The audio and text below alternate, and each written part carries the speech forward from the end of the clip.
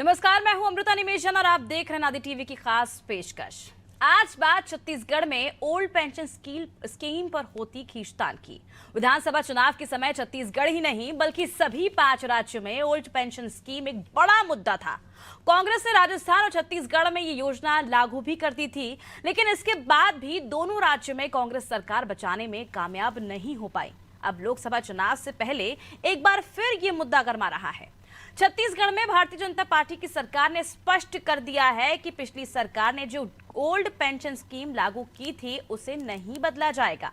दरअसल चुनाव के समय सरकार इस मुद्दे से छेड़छाड़ नहीं करना चाहती है। छत्तीसगढ़ में कर्मचारी और उनके परिवार वालों की संख्या अच्छी खासी है, लेकिन नई और पुरानी पेंशन का मुद्दा छत्तीसगढ़ के अलावा देश के दूसरे हिस्सों में भी चुनाव के समय चर्चा में आ ही जाता है।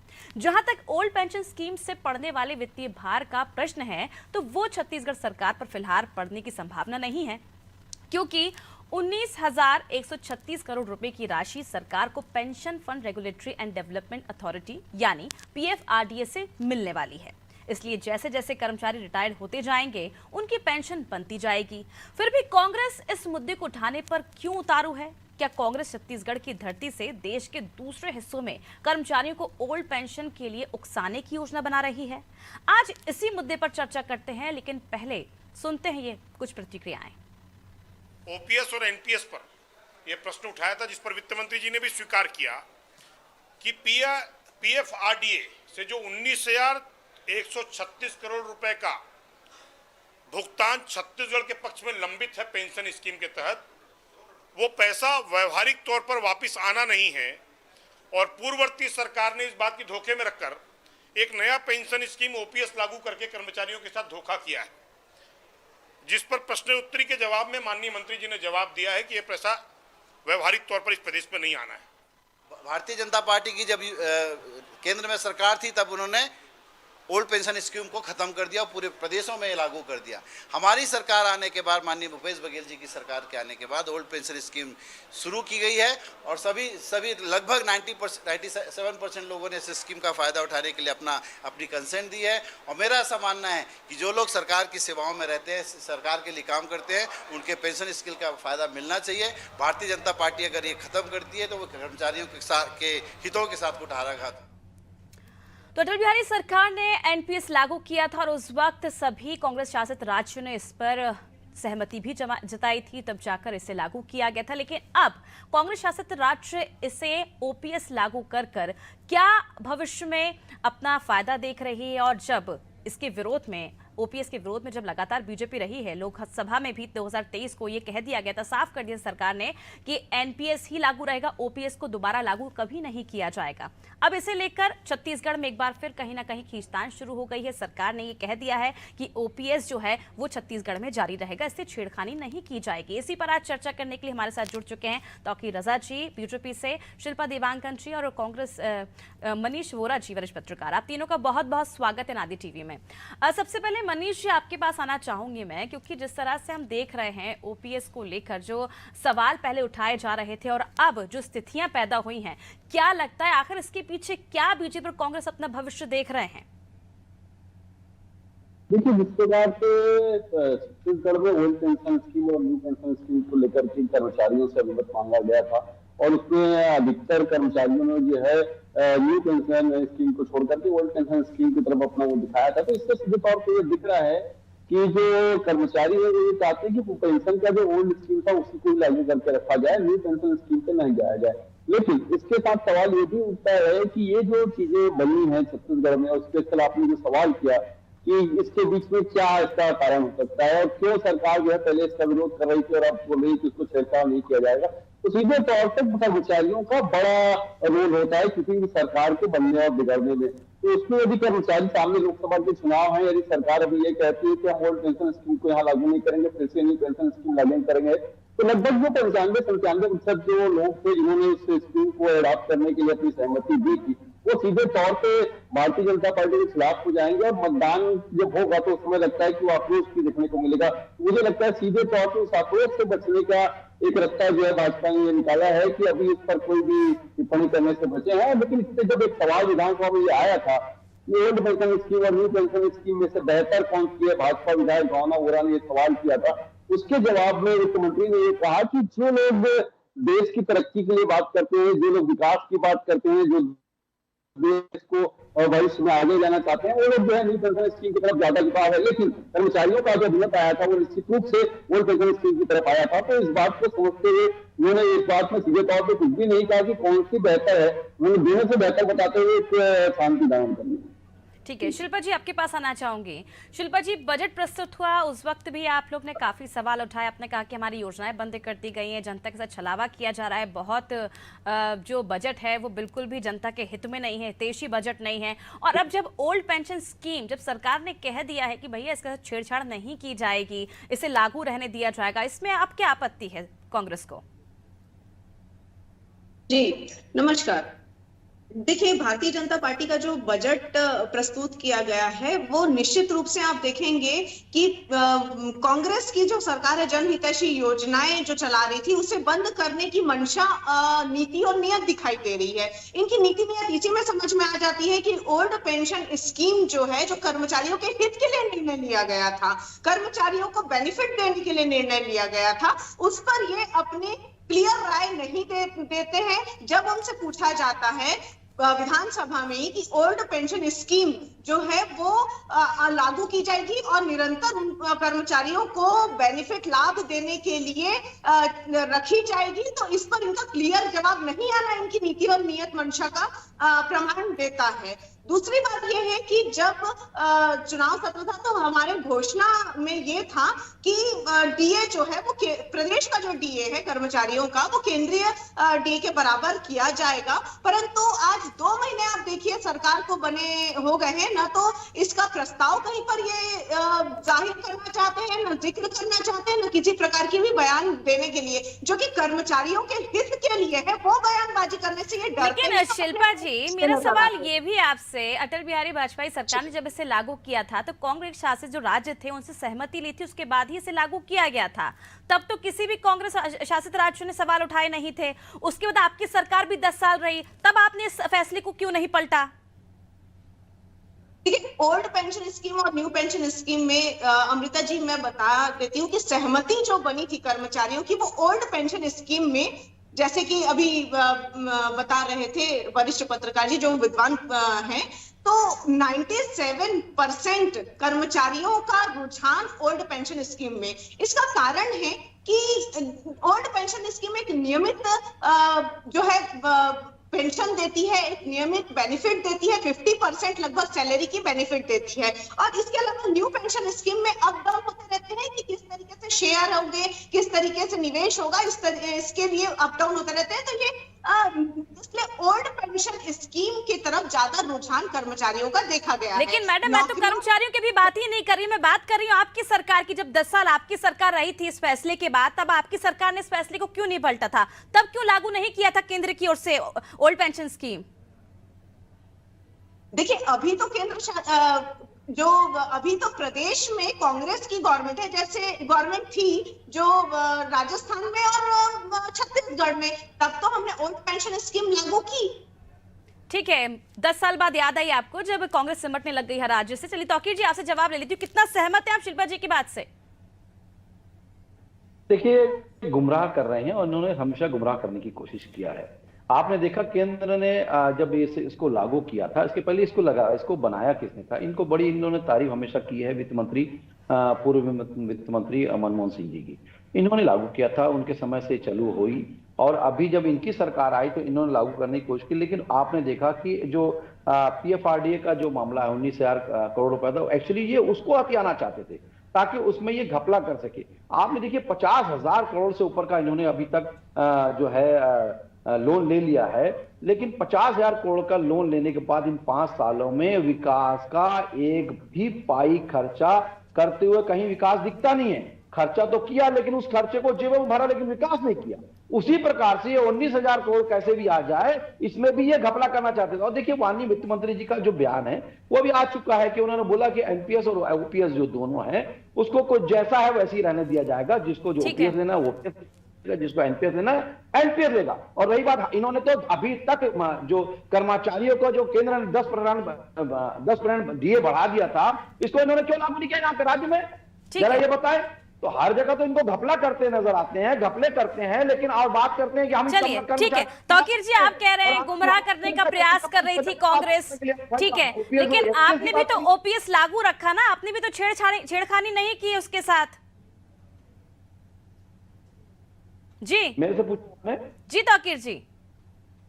नहीं तो भाई, तो मैंने कहा कि हमारी सरकार ने भी, हमने कोई छेड़छाड़ नहीं की। अगर जिसको ओपीएस लेना वो ओपीएस लेगा, जिस कर्मचारी को एनपीएस लेना एनपीएस लेगा। हमने किसी प्रकार की छेड़छाड़ नहीं की, लेकिन इन लोग छेड़छाड़ कर 19,000 करोड़ रुपए जो आपका पीएफआरडीए का जो है वो लेके लाना चाहते थे। ठीक है, 19,136 करोड़ की बात हो रही है जो भूपेश सरकार मांगती रही केंद्र से। अब क्या आपकी सरकार केंद्र में भी है, राज्य में भी है, क्या वो पैसा आप वापस लाकर देंगे कर्मचारियों का?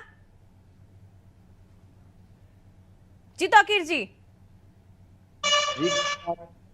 तौकीर जी, जो आप कह रहे हैं कि 19,136 करोड़ रुपए का जो मामला फंस रहा है, यहाँ पर कर्मचारियों का हक जो छीना जा रहा था, बड़े बड़े आरोप कांग्रेस पार्टी पर लगा रहे हैं। अब तो आपकी सरकार केंद्र में भी है, राज्य में भी है, और ये भी विधानसभा में वित्त मंत्री जी ने साफ कर दिया है कि ओपीएस बंद नहीं होगी, लागू रहेगी। तो क्या अब आप केंद्र से ही पैसा लाकर देंगे राज्य को?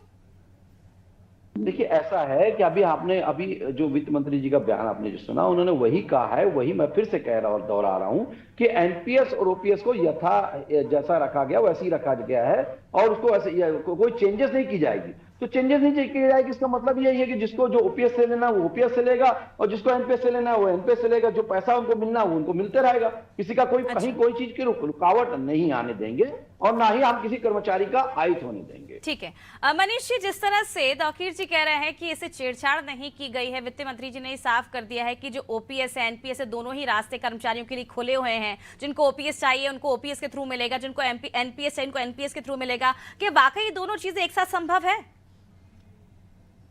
देखिए, अभी तो जो स्थितियां बनी है, छत्तीसगढ़ में सरकार बने मुझे लगता है मुश्किल से 2 से ढाई महीने हुए हैं। उसके बाद लगातार ये सब चीजें चल रही है। आपने जो सवाल किया कि दोनों चलता रहा, ये क्या संभव है? क्या? देखिए, सरकार के ऊपर डिपेंड करता है कि वो क्या करना चाहती है। यदि 95% लोगों ने ओल्ड पेंशन स्कीम को एक्सेप्ट किया है, तो मुझे लगता है कि जब अधिकतर लोग वो चाह रहे हैं और सरकार दोनों ऑप्शन खुले रख रही है, इसका मतलब ये है कि भविष्य में जाकर के कुछ परिवर्तन होने की संभावना दिख रही है। यानी भविष्य में उन्होंने द्वार खुले रखे हैं कि हो सकता है भविष्य में जाकर के कोई परिवर्तन हो और एनपीएस और ओपीएस को लेकर के कोई बातें आए, तो वहां पर जाके सरकार का स्टैंड कुछ क्लियर होगा। अभी वर्तमान में उन्होंने जो स्थिति थी उसको वैसे ही रखने का प्रयास किया है। लगता है उसके लिए सामने आने वाले लोकसभा चुनाव जो है उस पर दृष्टि मुझे लगता है भारतीय जनता पार्टी की है, क्योंकि छत्तीसगढ़ में जो 11 सीटें हैं वो पूरी 11 की 11 सीटें जीतने के लिए भारतीय जनता पार्टी लगातार प्रयास कर रही है। इससे वो ये कर रही है कि जैसा स्थिति बनाए रखी जाए, भविष्य में देखेंगे कि क्या करना है क्या नहीं करना है। ठीक है तौकीर जी, आपने सुना होगा क्या कुछ कहना है हमारे वरिष्ठ पत्रकार साहब का। ऐसे में क्या लगता है, क्या सिर्फ लोकसभा चुनाव तक के लिए ही इसे बरकरार रखा गया है? लोकसभा चुनाव होने के बाद उसके बाद वापस एनपीएस लागू कर दिया जाएगा? देखिए, वित्त मंत्री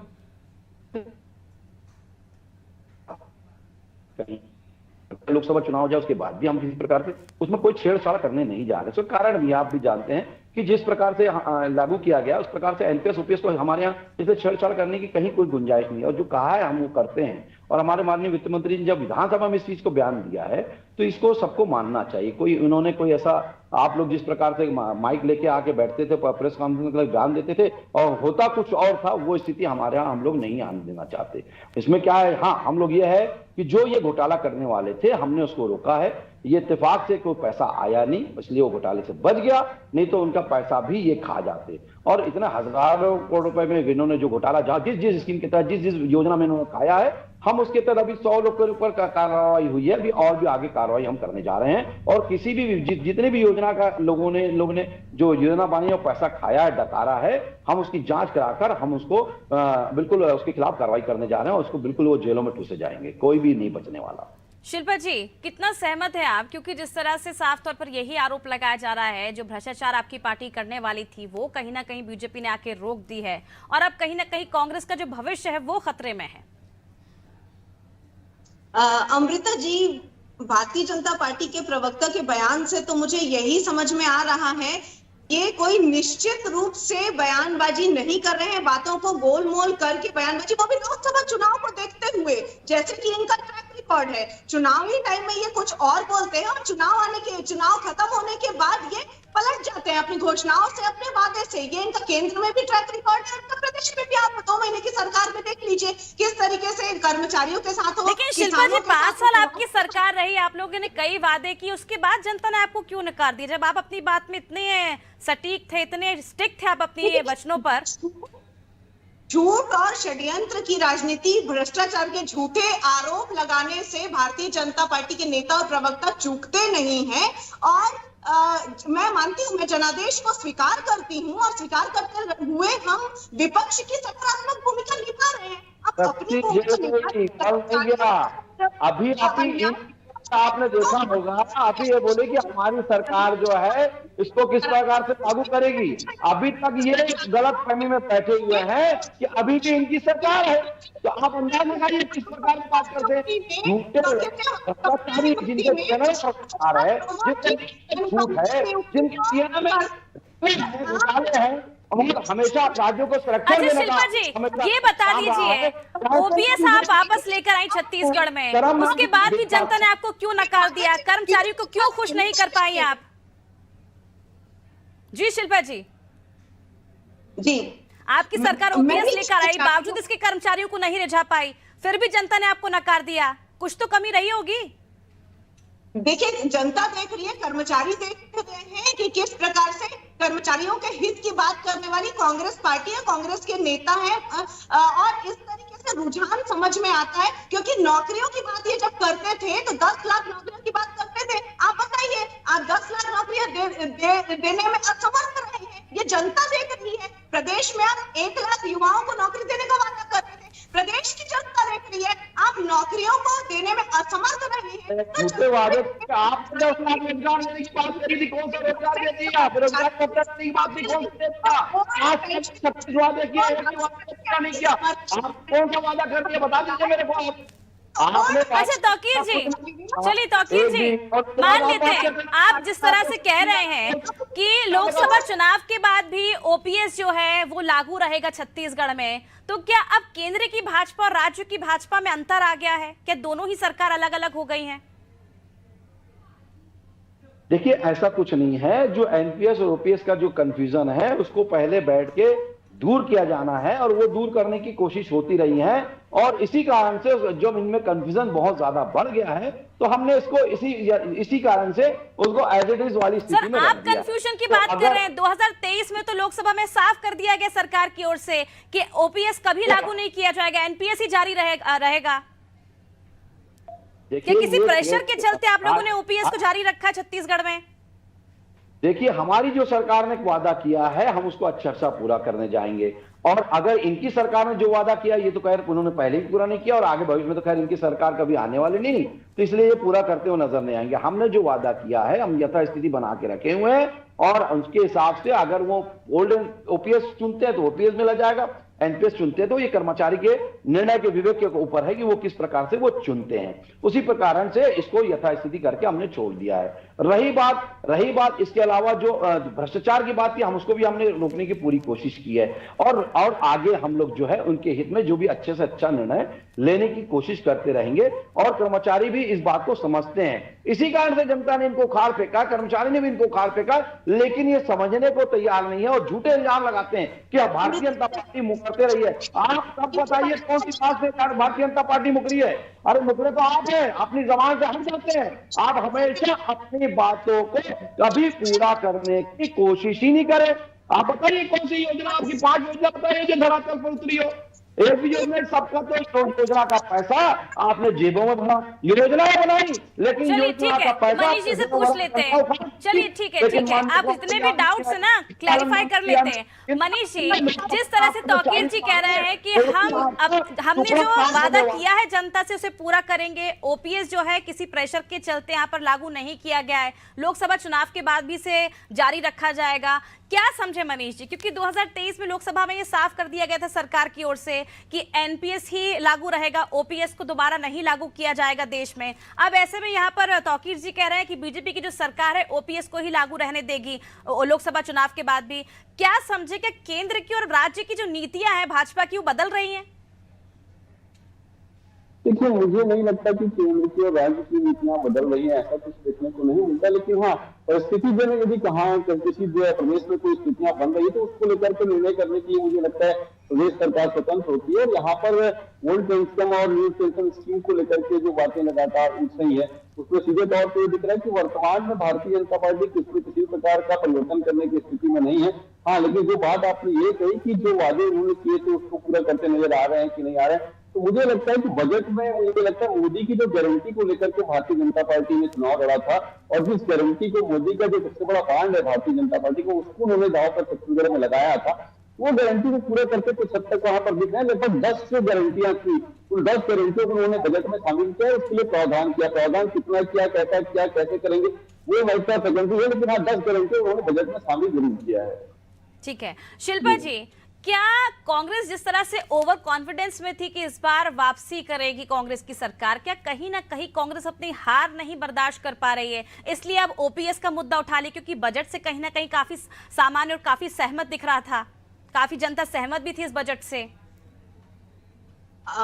अमृता जी, हार और जीत के लिए या कुछ साबित करने के लिए कांग्रेस पार्टी मुद्दे नहीं उठाती है, न तो चुनाव जीतने और हारने के लिए कांग्रेस पार्टी मुद्दे उठाती है। कांग्रेस मुद्दे उठाती है जनता की समस्याओं के और उसके समाधान के लिए।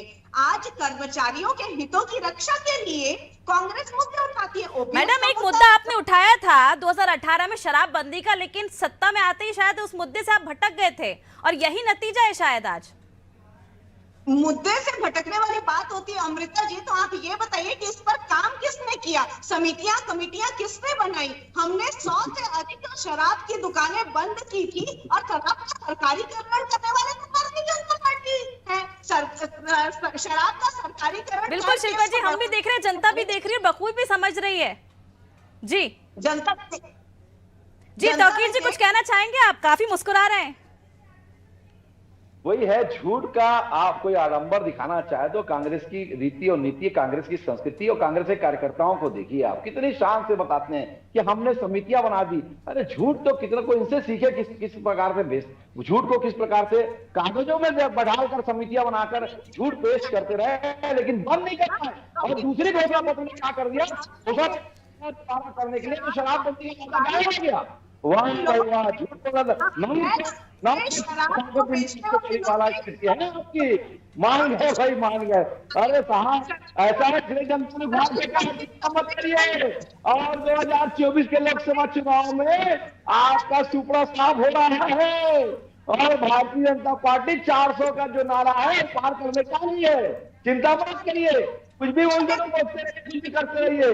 आप जाइए, अपने आप शहजादे को संभालिए, अभी वहां पर मोदी।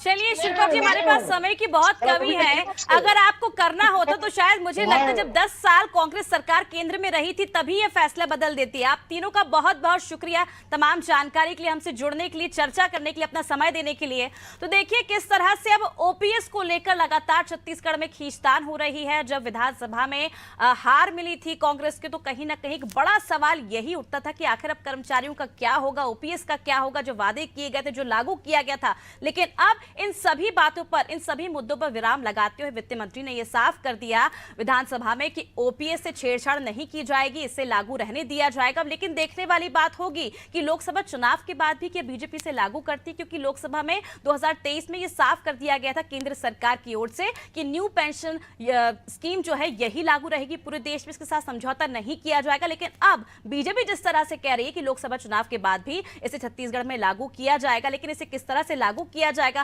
क्योंकि 4 गुना भार जो है वो सरकार पर पड़ेगा और इसका जो खामियाजा है वो कहीं ना कहीं राज्य सरकार को स्वयं ही उठाना पड़ेगा। अब आगे चलकर क्या निर्णय बीजेपी इस पर लेती है, क्या टर्न होता है बीजेपी का, ये देखना भी दिलचस्प होगा। फिलहाल मुझे दीजिए इजाजत और आप देखते रहिए नादी टीवी।